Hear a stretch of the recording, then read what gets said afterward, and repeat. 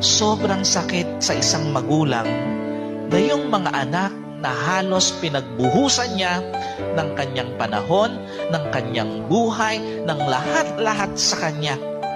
Walang panahon para sa kanya.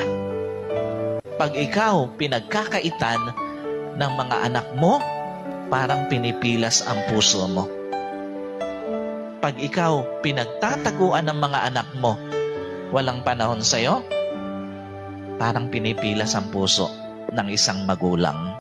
Sa lahat ng mga anak, tandaan niyo po, ang pagkalinga sa mga magulang ay hindi mo obligasyon, hindi mo responsibilidad, o hindi pagkakataon para maging mas mabuting anak.